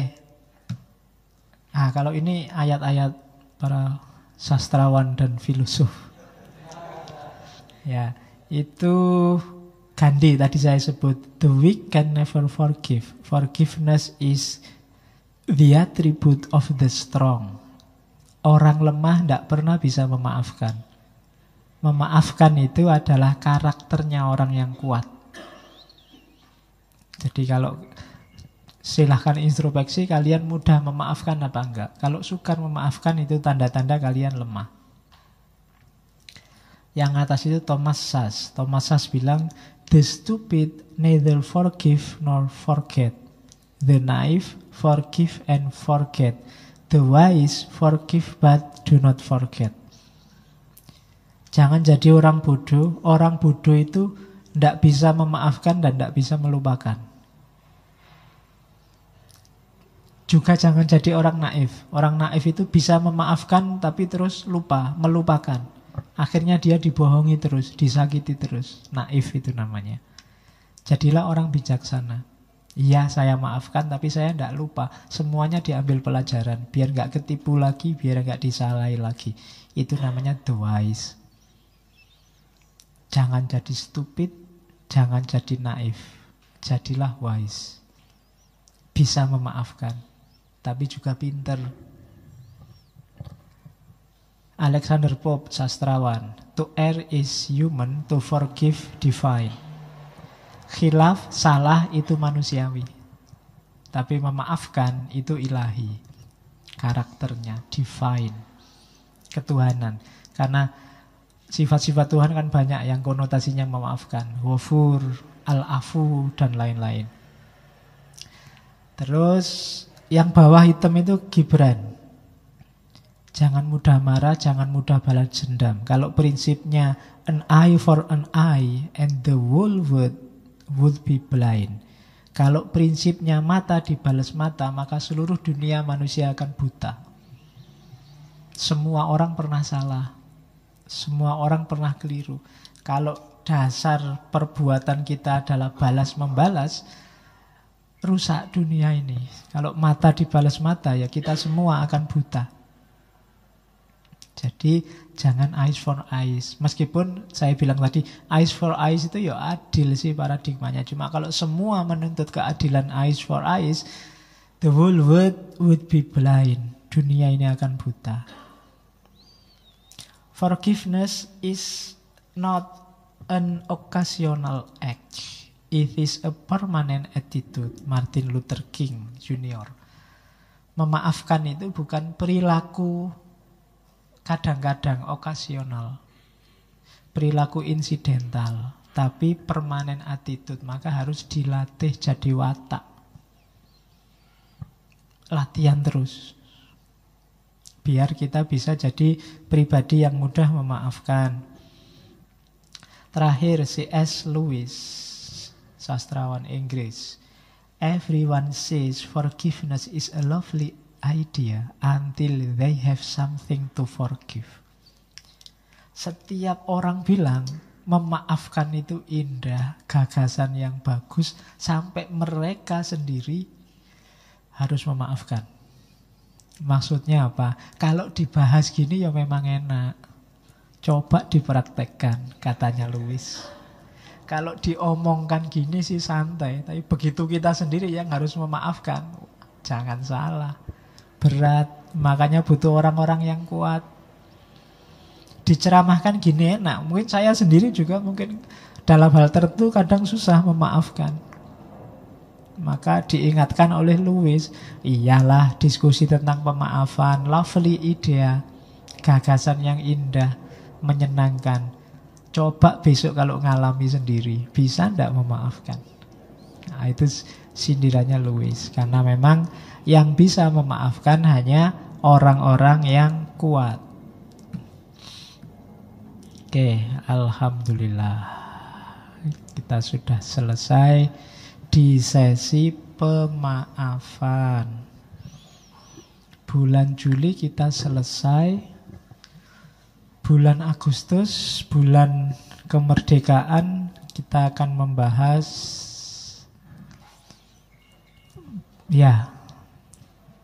para tokoh nasional. Kelihatannya Agustus itu ada 5 Rabu. Dan Rabu yang tengah itu pas tirakatan, tanggal 16. Saya tidak tahu kalau di sini ada acara tirakatan atau tidak. Kalau tidak ya kita masuk. Minggu pertama rencana saya kita akan ngomong tentang guru bangsa, Haji Umar Said Cokroaminoto. Ya. Minggu kedua kita akan ngomong Tan Malaka. Kemudian minggu ketiga itu yang saya sebut tirakatan. Kita akan tirakatan. Temanya keindonesiaan. Nanti kita lihat ngomong apa. Tidak usah terlalu berat waktunya tirakatan. Judulnya keindonesiaan aja minggu ketiga. Sambil nunggu detik-detik proklamasi. Karena hari ini banyak orang yang masih bingung. Jadi Indonesia itu yang kayak gimana? Nah, nanti kita lihat ya pelan-pelan. Kira-kira yang disebut identitas Indonesia itu yang bagaimana? Minggu ketiga. Minggu keempat saya ingin mengulang Soekarno, cuma bukan marhenisme, bukan kemerdekaan, tapi pandangannya Soekarno tentang Islam. Minggu keempat. Karena Soekarno punya beberapa gagasan, beberapa pandangan tentang Islam yang khas, yang layak kita angkat hari ini. Kemudian terakhir minggu kelima kita akan ngomong pasangannya Soekarno, Muhammad Hatta. Jadi pas ya 5, Cokroaminoto, Tan Malaka, tirakatan, kemudian Soekarno tentang Islam, dan Muhammad Hatta. Itu pertemuan kita di bulan Agustus. Semoga tidak ada halangan. Kita sama-sama diberi sehat terus. Semangat belajarnya tidak berhenti-berhenti. Biar wawasannya tambah luas. Biar tidak sibuk oleh hal-hal yang tidak penting. Oke, saya akhiri sekian. Kurang lebihnya mohon maaf. Wallahul muwafiq. Wallahu a'lam bissawab. Wassalamualaikum warahmatullahi wabarakatuh.